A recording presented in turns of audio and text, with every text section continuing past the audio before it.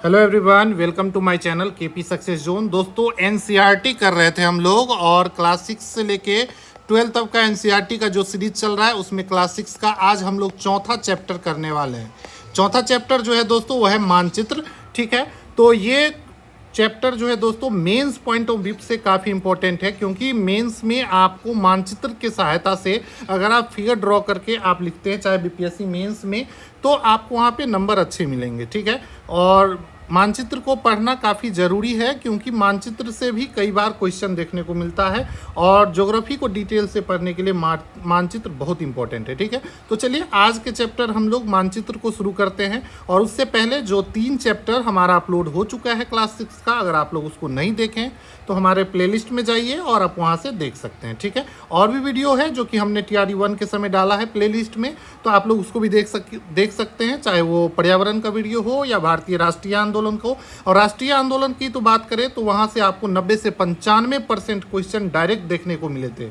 ठीक है, पिछले एग्जाम में, तो हो सकता है अगले एग्जाम में भी वहाँ से अच्छे खासे आएंगे क्वेश्चन, तो आप लोग उसको भी ज़रूर देख लें। ठीक है, चलिए तो यहाँ पे देखिए एक कंपास बना हुआ है। ठीक है, ये फिगर देख रहे हैं दोस्तों, ये है कंपास का फिगर। कंपास किस लिए यूज होता है? कंपास का यूज करते हैं हम लोग दिशा को देखने के लिए, किसी भी जगह का डायरेक्शन देखने के लिए कंपास का यूज करते हैं। और देखिए कंपास में जो ऊपर वाला सुई होता है ये ऊ लिखा हुआ है, मतलब इसका मतलब हुआ उत्तर, मतलब हमेशा ये उत्तर और दक्षिण की तरफ दिखाता है। कंपास को ला के देख लीजिए, रखेंगे तो किधर उत्तर और दक्षिण है आपको बता देगा, वो रुकेगा तो। ठीक है, हमेशा उत्तर और दक्षिण दिशा को इंडिकेट करता है कंपास। ठीक है, उसके बाद जैसे आपको उत्तर और दक्षिण दिशा का पता चल जाएगा तो वहाँ आप पूर्व पश्चिम भी पता कर सकते हैं। ठीक है,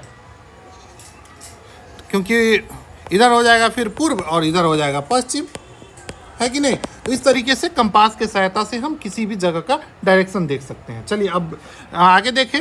आगे बोलता है कि पिछले अध्याय में हम लोग ग्लोब के बारे में पढ़े थे। जी हाँ, अब हम लोग ग्लोब के बारे में पढ़ चुके हैं और ग्लोब का क्या महत्व है उसके बारे में भी हम लोग पढ़े थे। ग्लोब के अध्ययन से हमें कुछ सीमाएं होती है, मतलब सब कुछ को डिटेल से हम ग्लोब के माध्यम से नहीं पढ़ सकते। पूरी पृथ्वी का अध्ययन करना चाहे तो अब ग्लोब हमारे लिए काफ़ी उपयोगी साबित होता है। लेकिन जब हम पृथ्वी के केवल एक भाग का अध्ययन करें या किसी एक देश का अध्ययन करें, उसके सीमा का निर्धारण देखें, किस देश के साथ कितना सीमा निर्धारण करती है, तो उसके लिए आप ग्लोब से अच्छे से नहीं पढ़ सकते हैं। उसके लिए आपको मानचित्र की आवश्यकता पड़ेगी। ठीक है, तो पृथ्वी के केवल एक भाग, जैसे आपने देश राज्य की जानकारी हो, जिला की, शहर की, गांव की, इसके बारे में अध्ययन करने के लिए जब आप उसको पृथ्वी के एक भाग के बारे में, किसी देश के बारे में, राज्य के बारे में, तो आपको जरूरत पड़ता है किसका? तो मानचित्र का। मानचित्र का उपयोग हमें करना पड़ेगा। मानचित्र जो है दोस्तों पृथ्वी की सतह या इसके एक भाग का पैमाने के माध्यम से चिपटी सतह पर खींचा गया एक चित्र होता है। आप लोग भारत का मानचित्र देखे होंगे। ठीक है, मानचित्र हमारी विभिन्न जरूरतों के लिए आवश्यक है। कुछ मानचित्र एक छोटे क्षेत्र को एवं कुछ तथ्यों को दर्शाता है। दूसरे मानचित्र में एक बड़ी किताब की तरह तथ्य हो सकता है। जब बहुत से मानचित्र को एक साथ रख दिया जाता है तो बन जाता है एक एटलस। तो एटलस के बारे में आप लोग को पता हो गया। एटलस क्या होता है? तो जब हम बहुत सारे मानचित्रों को एक साथ रख देते हैं और उससे क्या बनता है, हमें एटलस बन जाता है। ठीक है, एटलस विभिन्न प्रकार तथा अलग अलग पैमाने से खींची गई मापों पर आधारित होती है। ठीक है, इसमें अलग अलग पैमाने, मतलब इसका जो नाप है वो अलग अलग खींचा गया रहता है। ठीक है, मानचित्र विभिन्न प्रकार के होते हैं। अब मानचित्र का भी कई प्रकार है, उसको हम लोग देखेंगे। पहला है दोस्तों भौतिक मानचित्र। ठीक है, इसको बोलते हैं हम लोग इंग्लिश में फिजिकल मैप। फिजिकल मैप में हम लोग क्या देखते हैं? आप लोग जाएंगे अगर मार्केट से मैप खरीदने गए होंगे तो वहाँ पे देखेंगे कि फिजिकल मैप होता है।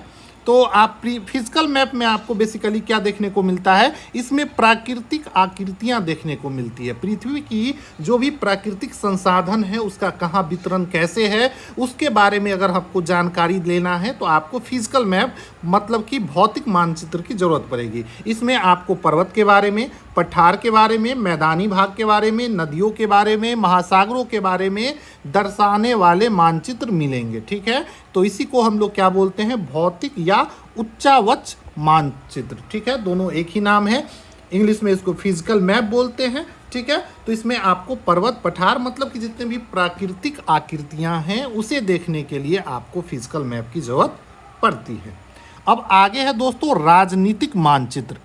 राजनीतिक मानचित्र में हमें क्या देखने को मिलता है, तो राजनीतिक मानचित्र में आपको राज्य, नगर, शहर, गांव और विश्व के विभिन्न देश और राज्यों और उसकी सीमा को दर्शाने के लिए आपको राजनीतिक मानचित्र की आवश्यकता पड़ेगी। मान लीजिए अगर बिहार है और बिहार का सीमा आपको देखना है कि भाई बिहार के कौन कौन सा राज्य सीमा लगाती है, इस सब के बारे में अगर डिटेल से पढ़ना है तो आपको क्या चाहिए, राजनीतिक मानचित्र चाहिए। लेकिन अगर आपको बोले कि बिहार में कौन कौन सा पर्वत है, कौन सा पठार है, मैदानी भाग कहाँ है, नदी कितना है, तो इस सब को दर्शाने के लिए आपको फिजिकल मैप का सहारा लेना पड़ेगा, ठीक है।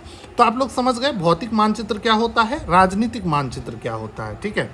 चलिए अब यहाँ पर देखिए एक मानचित्र, छोटा सा एक गांव का मानचित्र लिया गया है। अब देखिए गांव की बात हो रही है, तो गांव का मानचित्र में किस में आ जाएगा आपको, तो गांव का मानचित्र जो आ जाएगा दोस्तों वो राजनीतिक मानचित्र में आ जाएगा, ठीक है। अब गांव में देखिए सब कुछ यहाँ पे पीओ मतलब पोस्ट ऑफिस, सामुदायिक केंद्र, पेड़, खेल का मैदान, विद्यालय और इस तरीके से डायरेक्शन भी दिया गया है कि किस डायरेक्शन में कौन सा चीज़ है। मान लो अगर करीम का घर यहाँ पे है जैसे दिया गया है और इसको जाना है पोस्ट ऑफिस, तो कैसे जाएगा, तो इसके लिए आप यहाँ डायरेक्शन दिया गया है कि आप ऐसे जाओ, यहाँ से इधर मुड़ जाओ, ठीक है, ऊपर फिर इधर मुड़ के और यहाँ पे पोस्ट ऑफिस पहुँच गए, ठीक है। अब इधर में तो कन्फ्यूज हो जाएगा, तो यहाँ पे हमको दिशा का ज्ञान होना काफ़ी इम्पोर्टेंट है कि यहाँ से गए किधर की तरफ, पश्चिम की तरफ, ई से पश्चिम गए, फिर आपको पश्चिम की तरफ गए, फिर यहाँ से आके उत्तर की तरफ मुड़ गए, फिर आगे गए, फिर यहाँ से पश्चिम की तरफ इधर मुड़ गए, फिर ऊपर उत्तर की तरफ गए, आ गया पोस्ट ऑफिस। तो इस तरीके से आपको दिशा का ज्ञान भी इम्पोर्टेंट है। चलिए दिशा के बारे में पढ़ते हैं। अब देखिए यहाँ प्रधान दिग्बिंदु, ये लाइन देख लीजिए ऊपर में। जब भी आपको कागज पे दिशा के बारे में बोला जाए तो जो ऊपर का भाग होता है वो होता है उत्तर मतलब कि नॉर्थ, और नीचे दक्षिण मतलब कि इंग्लिश में बोले तो साउथ, ठीक है। और इधर हो जाएगा ईस्ट और इधर हो जाएगा वेस्ट, मतलब पूरब इधर हो जाएगा और इधर हो जाएगा पश्चिम। ये आपको दिशा है जो कि आपको अगर जब भी कागज पे बोले कि दिशा आप बनाइए, डायरेक्शन बनाइए। अब डायरेक्शन का क्वेश्चन रीजनिंग में भी पूछता है, यहाँ पे भी ये काफ़ी इंपॉर्टेंट होगा। अब देखिए उत्तर और पूरब के बीच वाला जो भाग है इसको बोलते हैं उत्तर पूर्व, ठीक है। उसी तरीके से उत्तर और पश्चिम के बीच वाला भाग जो होगा उत्तर पश्चिम बोलेंगे। इसमें अगर कोई चीज़ है इसका डायरेक्शन पूछ दिया जाए तो उत्तर पश्चिम। यहाँ पे देखिए दक्षिण पश्चिम हो गया और ये दक्षिण पूर्व, तो ये बीच वाला भाग है, तो इसको भी आप लोग ध्यान रखेंगे। ये सारा दिशा का ज्ञान आपको आना चाहिए। तो वही इसमें दिशा के बारे में बात की गया है। ऊपर अक्षर ऊ लिखा होता है, इसका मतलब होता है उत्तर दिशा। उत्तर रेखा भी बोला जाता है, मतलब जो ऊपर वाला भाग है उसको उत्तर रेखा बोलते हैं, ठीक है। और नीचे जो है दोस्तों ये हो जाएगा दक्षिण, ऊपर हो जाएगा उत्तर, ठीक है। अब इस तरीके से यहाँ पे देख लीजिए, ये हो जाएगा पूर्व और ये हो जाएगा पश्चिम, ठीक है। अब इसके बीच वाला जो भाग है दोस्तों ये वाला, तो ये वाला भाग हो जाता है उत्तर पूर्व में। फिर ये वाला भाग अगर हो जाए तो पूर्व दक्षिण में। तो इसी तरीके से आप इसको देख सकते हैं, ठीक है। और चार मुख्य दिशा उत्तर दक्षिण पूर्व पश्चिम को दिखाया गया है, वे प्रधान दिग्बिंदु कहे जाते हैं। तो उत्तर दक्षिण पूर्व पश्चिम ये चार जो है दोस्तों प्रधान दिग्बिंदु है। और इसके बीच की जो चार दिशा है जैसे उत्तर पूर्व, दक्षिण पश्चिम, उत्तर पश्चिम आप लोग को बताए ही हैं, इस बीच वाली दिशा की मदद से किसी भी स्थान की सही स्थिति का पता लगाया जाता है। मतलब किसी भी चीज़ों का सही स्थिति क्या है, किस डायरेक्शन में है, उसका पता लगाने के लिए हम इस प्रधान चार बिंदु को देखेंगे और उसके बीच वाला को, जैसे दक्षिण पूर्व है, दक्षिण पश्चिम है, उत्तर पश्चिम है, इसके सहायता से हम आराम से किसी भी चीज़ का दिशा का जानकारी ले सकते हैं। अब यहाँ पर देखिए बोला गया है कि दिशा का पता लगाइए कि विकास के घर से सामुदायिक केंद्र और खेल की मैदान की दिशा क्या है। अब देखिए यहाँ पे मैप में आ जाइए, यहाँ पे देखेंगे हम लोग कि विकास का घर कहाँ पे है। सबसे पहले देखेंगे विकास का घर कहाँ है भाई, तो विकास का घर आपको ये रहा, ठीक है। अब यहाँ से सामुदायिक केंद्र का दिशा क्या है, तो आप देखिए ये विकास का घर है और सीधे यहाँ से चल जाइए उत्तर के तरफ, आपको मिल जाएगा क्या, सामुदायिक केंद्र। अब देखिए खेल का मैदान बोले तो विकास के घर से ऐसे निकले उत्तर में और सीधे न जाके यहाँ से फिर मुड़ गए पूरब में मिल गए और यहाँ पे आपको यहाँ से चले गए कहाँ, खेल के मैदान, ठीक है। फिर उत्तर के तरफ गए तो खेल का मैदान। तो इस तरीके से आपको मैप के सहायता से आप आराम से डायरेक्शन का पता कर सकते हैं और एक जगह से दूसरे जगह पहुंच सकते हैं। इसके बारे में आपको बता ही है, इसको कंपास बोलते हैं और हिंदी में दिक्सूचक बोला जाता है, डायरेक्शन देखने वाला। इसकी दिशा हमेशा उत्तर और पश्चिम को दिखाता है। ये वाला जो सुई है दोस्तों, ये देखिए हमेशा उत्तर पश्चिम। इसको कंपास को लीजिएगा हाथ में और मोबाइल में भी आपको ये कंपास दिख जाएगा, ठीक है। तो मोबाइल में भी आप अगर कंपास को खोलेंगे तो आपको जो सीधे सुई जो दिखाएगा उत्तर दक्षिण दिशा को दिखा देगा, ठीक है। तो आप मोबाइल से भी इस कंपास को यूज कर सकते हैं। तो अभी अपना मोबाइल निकालिए और कंपास की सहायता से आप जिस जगह है उसका डायरेक्शन देखिए और डायरेक्शन देखने के बाद आप अपना जो करंट लोकेशन है, मतलब आप किस डिस्ट्रिक्ट से देख रहे हैं, आप कमेंट बॉक्स में ज़रूर बताइए ताकि हमें भी पता चले कि हमारा वीडियो कहाँ से देखा जा रहा है, ठीक है। तो ज़रूर बताएंगे। चलिए आगे देखते हैं। इस टॉपिक में उतना कुछ नहीं है जो पीटी लेवल में पूछा जाए, लेकिन मेंस के लिए आपको इस डायरेक्शन का ज्ञान होना बहुत इम्पोर्टेंट है।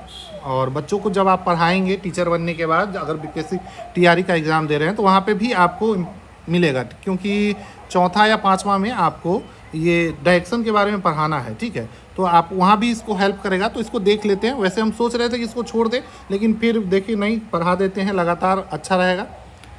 दिक्सूचन की सहायता से किसी स्थान की दिशा का पता लगाया जाता है, ठीक है। दिक्सूचन, इसको इंग्लिश में बोलते हैं क्या, तो कंपास।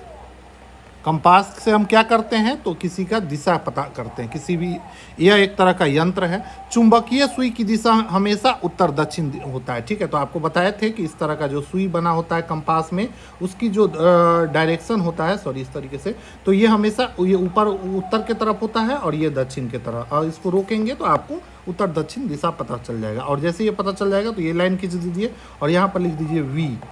ये हो गया ईस्ट मतलब कि पूर्व, और ये हो गया वेस्ट मतलब कि पश्चिम।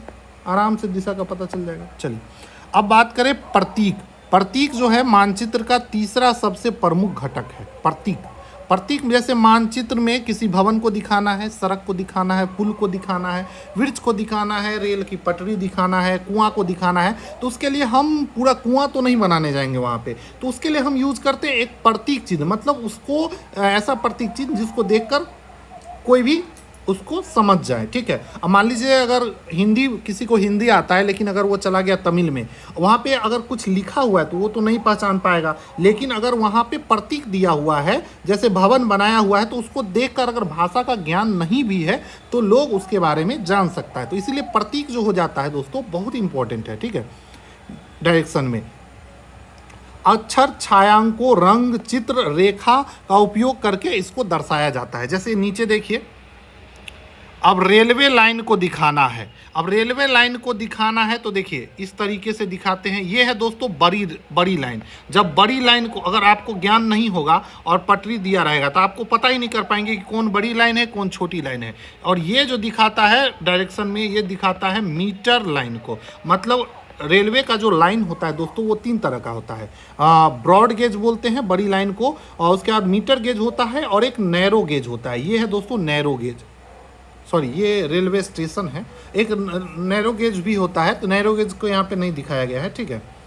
तो इस तरीके से आपको दिखाना है, दिखाया जाएगा, ठीक है। ये जो है रेलवे स्टेशन, RS लिखा हुआ है, रेलवे स्टेशन को इस तरीके से दिखाया जाता है। यहाँ पे लाल कलर का चिन्ह होगा, ठीक है, और इस तरीके से, ठीक है। तो ये बड़ी लाइन और मीटर लाइन, ठीक है। तो पटरी 3 तरह के होते हैं। बड़ी लाइन को ब्रॉड गेज बोलते हैं, उसके बाद मीटर गेज होता है और उसके बाद नैरो गेज होता है, ठीक है।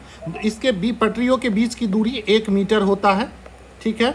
और इसमें 1.76 मीटर होता है और नैरो गेज में 0.75 मीटर होता है, ठीक है। तो इसको ध्यान रखेंगे, 3 तरह की पटरियां होती है, ठीक है। यहाँ हम लोग प्रतीक चिन्ह देख रहे थे, तो डायरेक्शन में इस तरीके से प्रतीक चिन्ह का प्रयोग किया जाता है, ठीक है। और प्रतीक चिन्ह का फायदा बताए हैं कि अगर आपको भाषा का ज्ञान नहीं भी है तो आप प्रतीक चिन्ह को देखकर आराम से देख सकते हैं और पता कर सकते हैं। उसके बाद सड़क में देखिए, पक्की सड़क जहाँ है दोस्तों उसको दिखाने के लिए इस तरीके से लाइन ये देख रहे हैं, इस तरीके का लाइन दिखाया जाता है, पैरेलल लाइन है दो गो। और कच्ची सड़क के लिए डॉटेड पैरेलल लाइन, ठीक है। इसमें देखिए इस तरीके से डॉटेड पैरेलल लाइन को दिखाया गया है। तो इससे आपको क्या पता चलेगा कि ये जहाँ पर दिखे मतलब कि पक्की सड़क है, और ये जहाँ पे दिखे मतलब कच्ची सड़क है। काफ़ी इंपॉर्टेंट है, देखिए। उसके बाद अंतर्राष्ट्रीय, राज्य और जिला, उसकी सीमा दिखाने के लिए, अगर देखिए अंतर्राष्ट्रीय सीमा है तो उसको दिखाने के लिए इस तरीके से प्रयोग होगा। मतलब देखिए ये डार्क है, और ये देखिए थोड़ा पतली लाइन है, ये दिखाया जाता है, इससे राज्य की सीमा बताया जाता है। इसको मैप में अगर देखेंगे भारत के मैप में, तो इंडिया पाकिस्तान पे आप कौन सा सीमा कौन सा लाइन दिखेगा, तो ये वाला, ये अंतर्राष्ट्रीय है, ठीक है, इंटरनेशनल है, ये हो जाएगा नेशनल। और इस तरीके से एक जिला को दूसरे जिला से अलग करने के लिए जो सीमा बनाया जाता है उसके लिए ये वाला लाइन प्रयोग किया जाता है। तो काफ़ी इंपॉर्टेंट है, इस सभी को आप लोग ज़रूर देख लें और इसको समझ ले, ये बहुत इंपॉर्टेंट है। ऐसे एग्जाम में डायरेक्ट तो नहीं पूछ सकता है, लेकिन कई बार मान लीजिए अगर फिगर दे के ही पूछ ले, ये किसको, ये वाला जो लाइन है वो किसको दर्शाता है, तो अंतर्राष्ट्रीय सीमा को दर्शाता है। ये वाला लाइन तो ये दिखाएगा आपको राज्य के सीमा को, और ये वाला जिला के सीमा को। उसके बाद नदी के लिए कुछ इस तरीके से, कुआं के लिए कुछ इस तरीके से दिखाया जाएगा, तालाब के लिए कुछ इस तरीके का चिन्ह आपको बना रहेगा, नहर के लिए कुछ इस तरीके, नहर देखिए कैसे बना हुआ है, ठीक है। और इसके बाद पुल के लिए इस तरीके का बना रहेगा आपको जो मानचित्र है उसमें, ठीक है। उसके बाद मंदिर के लिए देखिए ये गिरजाघर है, ये मस्जिद है, उसके बाद ये छतरी है। पोस्ट ऑफिस के लिए पीओ लिखा रहेगा। पीटीओ जो है दोस्तों पोस्ट और टेलीग्राफ ऑफिस। पीएस जो है पुलिस स्टेशन के लिए लिखा मिलेगा। तो ये सब छोटा छोटा चीज़ है जिसको डायरेक्शन में लिख देने से आपको जानकारी मिल जाती है, ठीक है। उसके बाद इस तरीके से रेड बस्ती रहेगा, इसको बस्ती बोलेंगे, इस तरीके से बना रहेगा, मतलब कब्रिस्तान है। पेड़ दिखाने के लिए इस तरीके का प्रयोग किया जाता है, और घास तो देख ही रहे हैं, ये घास है। तो इस तरीके से प्रतीक का यूज करके आसानी से मैप को दर्शाया जा सकता है, ठीक है। मानचित्र की एक विश्वव्यापी भाषा होती है। मानचित्र का क्या है, अपना एक विश्वव्यापी भाषा होता है जिससे आसानी से समझ सकते हैं। मतलब ये हर जगह एक ही जैसा रहता है, ठीक है, पूरे विश्व के मानचित्र में अगर देखें तो, ठीक है। और इसको समझने के लिए आपको भाषा का जरूरत नहीं पड़ता है, प्रतीक की सहायता से आप किसी भी चीज़ को आसानी से देख सकते हैं, चाहे आपको भाषा की जानकारी हो या नहीं हो, ठीक है। प्रतीक के उपयोग के संबंध में एक अंतर्राष्ट्रीय सहमति होती है। इसके लिए किसके लिए किस प्रतीक का यूज होगा, ये इंटरनेशनल लेवल पे दोस्तों तय किया रहता है, इसमें बदलाव नहीं किया जाएगा, ठीक है। ताकि आप दूसरे देश में भी जाए तो आराम से उस प्रतीक को देखकर उसका डायरेक्शन पता कर सकते हैं, अगर आपका नक्शा आपको पता है तो, ठीक है। इस तरीके से सुंदरपुर गांव के बारे में दिया गया है और वहाँ का जो नक्शा बना के दिखाया गया है। तो अपने बच्चों से भी आप अपने घर के आसपास का नक्शा बनवा सकते हैं। और जो बच्चे क्लास 6 के हैं और उन लोगों को भी ये क्लास आप दिखवाइए, उन्हें भी काफ़ी फ़ायदा होगा। और अगर वो अभी से इस तरीके से पढ़ेंगे तो आपको आगे जाके उसे फ़ायदा होगा, ठीक है। चलिए प्रतीक के बारे में पढ़ लिए। प्रतीक में आपको कलर का भी यूज़ किया जाए, जैसे नीले रंग का इस्तेमाल जलाशय को उपयोग करने के, जैसे यहाँ देखिए नदी को दिखाने के लिए नीला रंग का प्रयोग किया जाता है। भूरा रंग का प्रयोग किया जाता है पर्वत को दिखाने के लिए। पीला रंग का यूज किया जाता है पठार को दिखाने के लिए। और हरा रंग मैदान के लिए। तो मैदान वाला हरा होता है वो तो जानते हैं, जलाशय भी जानते हैं, लेकिन इसको याद रखिए भूरा दिखाया जाता है किसको, तो पर्वत। इसमें काफ़ी लोग कन्फ्यूज हो जाते हैं। और पीला से दिखाया जाता है पठार को। तो आप जहाँ भी मैप देखेंगे तो उसमें पर्वत और पठार को आसानी से आप लोग देख सकते हैं। पर्वत को भूरा से और पठार को पीला से दिखाया जाता है। अब उसके बाद है दोस्तों अगला है रेखा चित्र। रेखा चित्र एक आरेखन है जो पैमाने पर आधारित न होकर याददाश्त और स्थानीय प्रेक्षण पर आधारित होता है। जैसे मान लीजिए अगर कोई आपसे डायरेक्शन पूछे तो आप बता देते ना कि यहाँ से तुम इधर चले जाओ, फिर यहाँ से इधर मुड़ जाना, फिर आगे इधर मुड़ जाना और यहाँ पे तुम पहुँच जाओगे। तो ये जो रेखा की सहायता से, लाइन के सहायता से हम इसको डायरेक्शन बताते हैं, इसको रेखा चित्र बोलते हैं। ये एक कच्चा आरेखन का बना होता है, इसको रेखा चित्र मानचित्र बोलते हैं, ठीक है। जैसे मित्र के घर जाना चाहते हैं लेकिन आपको रास्ते की जानकारी नहीं है, तो आपका मित्र आपके घर से रास्ते बनाने के लिए कच्चा आरेखन बना देगा और बोलेगा कि ऐसे ऐसे चले जाओ, फिर यहाँ से ऐसे उधर मुड़ जाना, दाएं मुड़ जाना, बाएं मुड़ जाना और हमारे घर पहुँच जाओगे, ठीक है। तो इस तरीके से अब अगला है दोस्तों खाका। खाका क्या होता है?